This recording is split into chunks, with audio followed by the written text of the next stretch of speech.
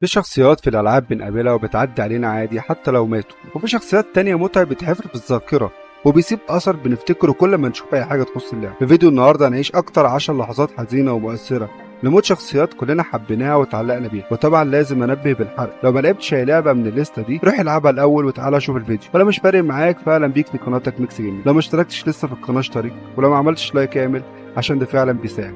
يلا بينا عشان ما نضيعش وقت.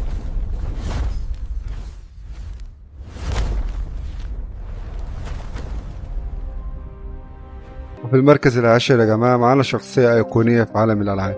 الشخصية دي هي لي إيفريت، الأستاذ المجرم الخارج عن القانون اللي بتجبر الظروف إنه يعتني بطفلة بيكون أب ليها وبيدافع عنها بروحه مهما كانت الظروف. ليه كان هو المحور بتاعنا في الموسم الأول، هو اللي بنلعب بيه، هو اللي بنتعلم منه وبنتعامل مع العالم المرعب بتاع الزومبي عن طريقه. هو الأب اللي بنحاول نحمي بيه الطفلة البريئة الصغيرة كليفنتاين. كل اختياراتنا في اللعبة كانت مبنية على حمايته ليها وبناء علاقة قوية معاه.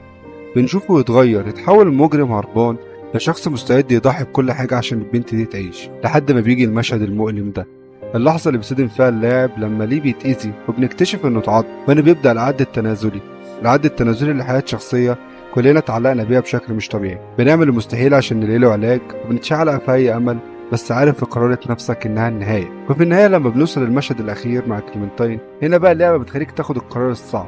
كليمنتاين بتقتل ليه، الطريقة نفسها كانت صادمة ومؤلمة. ده مشهد بجد يا جماعة، دموعي كانت بتنزل وأنا بلعب اللعبة. العلاقة اللي بنيتها اللعبة بينك وبين كليمنتاين خلال اللعبة كلها وصلت لذروتها في المشهد ده. ليه ضحى بنفسه عشان كليمنتاين تعيش، وده كان درس قاسي جدا لينا. موته كان حاسم جدا للقصة، وخلينا ندرك إن في عالم الزومبي مفيش أبطال خالدين. نطلع للمركز التاسع ومن عالم تاني خالص، عالم الكاوبوي، عالم رعاة البقر. بنتكلم عن أيقونة من أيقونات روكستار، جون مارستون، من الجزء الأول من لعبة ريد ديد ريدمشن. جون مارستون كان شخصية بجد، كاوبوي سابق بيحاول يتوب يكفر عن ذنوبه عشان يعيش حياة هادية مع عيلته. طول اللعبة بنساعده يعمل مهمات عشان الحكومة تسيبه في حاله ويرجع لعيلته. بنشوفه بيتغلب على مصاعب كتير وبنبني جواه أمل إنه أخيرا هيلاقي السلام. حياته كانت مليانة عنف وسرقة، بس لما بيقابل عيلته تاني بتحس إن في أمل في التكفير عن الذنب. بس زي ما بيقولوا محدش بيقدر يهرب من الماضي، وفي النهاية الحكومة بتخونه، بتجيش جيش كامل عشان تقضي عليه. وفي المشهد الأخير، المشهد الأيقوني في المزرعة، جون بيعرف إن مفيش مفر، بيحاول يدافع عن نفسه وعن عيلته بس العدد كان ضخم جدا. بيودع عيلته وبيطلع يواجه مصيره بشجاعة. بيفتح الباب بيواجه جيش من الجنود، بيمسك سلاحه وبيضرب طلقة واحدة، بعد كده بيتم إعدامه بوابل من الرصاص. الموت ده كان صادم لينا كلاعبين لأننا قضينا ساعات طويلة معاه بنحاول نحقق له حلمه بالسلام. موته كان مأساوي وبيوريك إن مش كل النهايات سعيدة، بيوريك إن في عالم ريد ديد ريدمشن مفيش نهاية سعيدة. موته كان بيكمل دورة العنف الانتقام في السلسلة، وجزء كبير من اللاعبين كسروا أزرع التحكم بتاعتهم من الغضب بعد المشهد ده.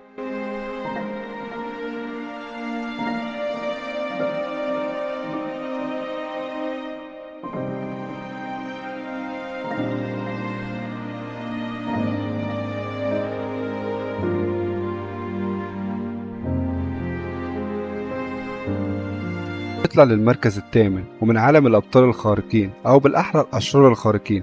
بنتكلم عن عدو باتمان اللدود المهرج الجوكر من لعبة باتمان أركام سيتي. الجوكر يا جماعة عدو باتمان الأول، علاقته بباتمان معقدة جدا، مش مجرد عدو وبطل، لا هما الاتنين بيكملوا بعض بشكل ما. الجوكر هو رمز الفوضى وباتمان هو رمز النظام. طول اللعبة الجوكر بيكون تعبان وبيحتضر بسبب مرض خطير، وباتمان بيحاول يلاقي علاج، مش عشان الجوكر لأ، عشان نفسه، عشان الجوكر لو مات جزء من باتمان هيموت معاه. وفي النهاية لما باتمان بيكون على وشك إنه يلاقي العلاج، الجوكر بيضربه وبيتكسر الزجاجة اللي فيها العلاج. وهنا بتحس إن الجوكر حتى في لحظاته الأخيرة لسه بيقدر يلعب دور في الأحداث، لسه قادر يفرض سيطرته على الموقف.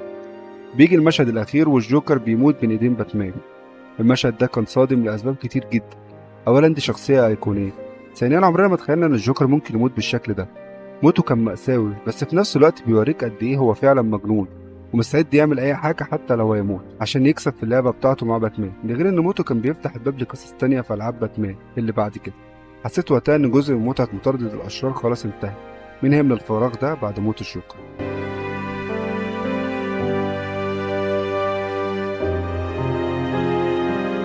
في المركز السابع ديموس من جوست اوف سبارتا. كريتوس على الحرب، رمز الغضب بس في جوست اوف سبارتا اكتشفنا ان وراه قصة فيها أخ، فيها دموع، فيها وجع حقيقي. ديموس أخو كريتوس انسحب منه واتعذب واتربى بعيد عنه، وكل ده كريتوس كان فاكر إنه مات. لكن لما رجعوا يتقابلوا ما كانتش لحظة لم شمل، كانت لحظة حرب، لحظة موت. ديموس بيموت في حضن كريتوس، وكريتوس بيعيط مش من الندم ولكن من الفقد. المشهد ده كشف لنا الوجه التاني من شخصية طول الوقت كنا شايفينها قاسية وغاضبة، طول الوقت كانت بتتصرف بأنانية، ولكن لما لقى أخوه كريتوس تحول لشخص تاني. كان نفسه يكون عايش، كان نفسه يساعده، كان نفسه يخرجه من اللي كان فيه، ولكن ديموس بيموت.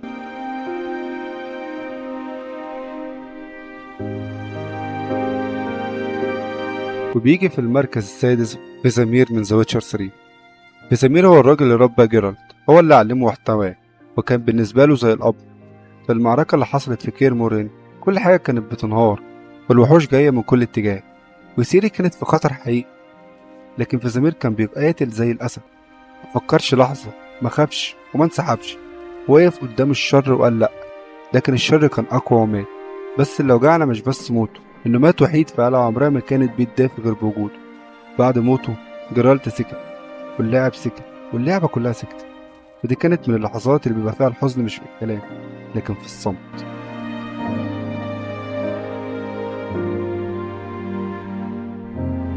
وصلنا دلوقتي للتوب فايف، ولو ما اشتركتش في القناة اشترك، ولو ما عملتش لايك اعمل، لأن ده فعلا بيساعد. وبيجي في المركز الخامس سارة من ذا لاست اوف اس. أوقات أقوى لحظات الوجع بتيجي في أول اللعب. سارة بنت جويل صغيرة وبريئة، ما كانتش فاهمة العالم بيحصل فيه ايه. في يوم وليلة كل حاجة حوالين جويل انهار، واللي كسر قلبه مش الزومبي لكن طلقة من جندي بشري، واحد من المفروض كان بيحميهم. سارة ماتت في حضن أبوها، وجويل اتكسر. ودي اللحظة اللي خلت كل اللي جه بعد كده ممكن يتفهم، كل بروده، كل جفافه العاطفي، وكل غضبه نابع من اللحظة دي.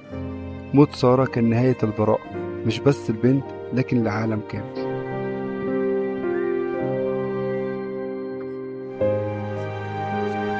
ونيجي للمركز الرابع، الطائر ابن الأحد، أساسنز كريد ريفريش. مش دايما البطل بيموت في معركة، أوقات بيموت في صمت، وهو عارف إنه ساب للعالم إرث يعيش بعده. الطائر أول من حمل لقب القاتل الحقيقي، الراجل اللي عصى أوامر جماعته عشان يبني جماعة أذكى وأنضج وأخطر.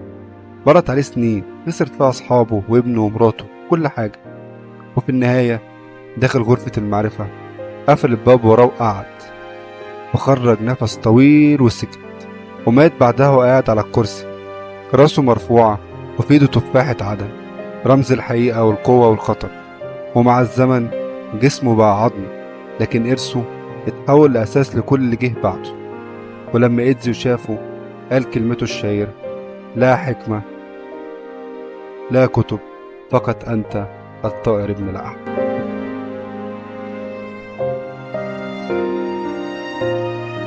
وفي المركز الثالث سوب من كول اوف ديوتي مودرن وورفير 3. لما الحرب تكون كل اللي بتعرفه، ولما الجندي اللي معاك في كل مهمة واللي أنقذك مليون مرة يقعد قدامك وينزل، بتحس إنك مش جوه لعبة لكن جوه كابوس. سوب كان من أكتر الشخصيات المحبوبة في سلسلة مودرن وورفير، مش بس بسبب شجاعته لكن لأنه كان روح الفريق، الدم الخفيف اللي بيهدي التوتر. في مهمة براج وبعد الانفجار بنشوفه مصاب بشدة، وجون برايس بيحاول ينقذه بكل طريقة، بيكلمه، بيحمله، لكن في الآخر بيقع. وصوت برايس لما بيصرخ باسمه من أكتر اللحظات اللي بتحسسك إنك فقدت أخ مش مجرد شخصية. أنا عن نفسي كنت بحب شخصية سوب جدا.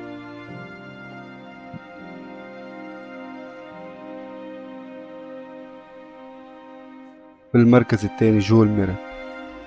جول يا جماعة، جول مش مجرد شخصية، جول هو الأب اللي كلنا كنا بنتمناه في عالم مدمر. هو اللي أنقذ إيلي، هو اللي عبر معاه بلد كاملة، هو اللي ضحى بالبشرية كلها عشان يحميها.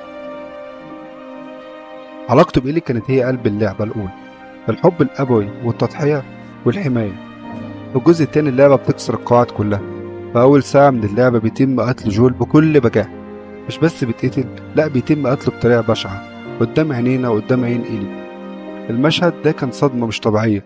ليه أنا تدك؟ ليه عملتوا كده؟ ناس كتير كرهت اللعبة بسبب المشهد ده، ناس كتير رفضت تكملها. موته كان قاسي جدا ومفاجئ ومفجع، كسرنا كلنا. حسيت وقتها انك خسرت ركن اساسي في القصة، فقدت الامل موتو كان بيدفع إلي للانتقام، بس التمن كان غالي قوي على قلوبنا كلاعبين. وجعنا وجع بجد. مش دي كانت النهاية اللي احنا كنا منتظرينها.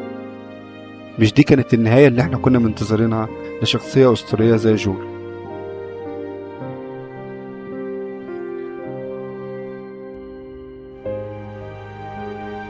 Joel, get up.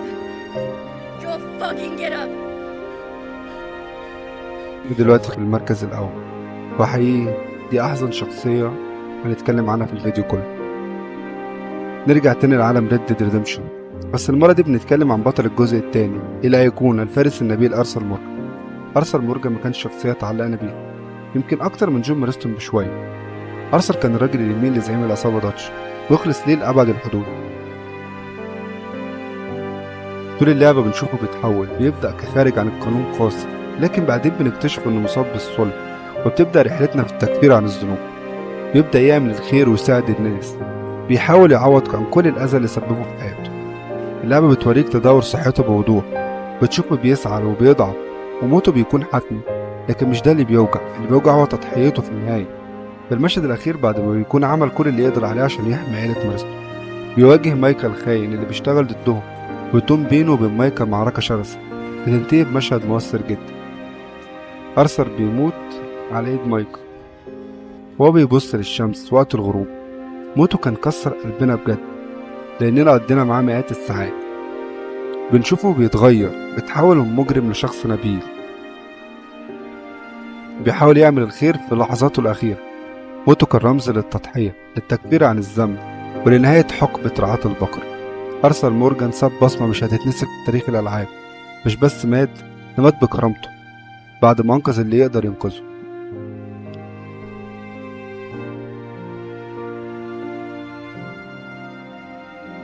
الشخصيات دي علمتني حاجات كتير عن الحياة وعن الموت. كل موتة فيهم مش بس لحظة حزينة، لكنها كانت علامة على إننا كبرنا معاهم وسيبنا فيهم جزء مننا. وإنت إيه أكتر موتة فضلت في بالك؟ مين هي الشخصية اللي لحد دلوقتي لما بتفتكرها بتحس بنغزة في قلبك من كتر حزنك عليها؟ قولولي في الكومنتات، واشترك لو حابب كل أسبوع في فيديوهات من النوع ده، لأن القصة عمرها ما بتموت. وأنا هشوفك في الفيديو الجاي، بس خليك فاكر اللعبة ممكن تخلص، لكن البطل الحقيقي عمره ما بيغيب. سلام.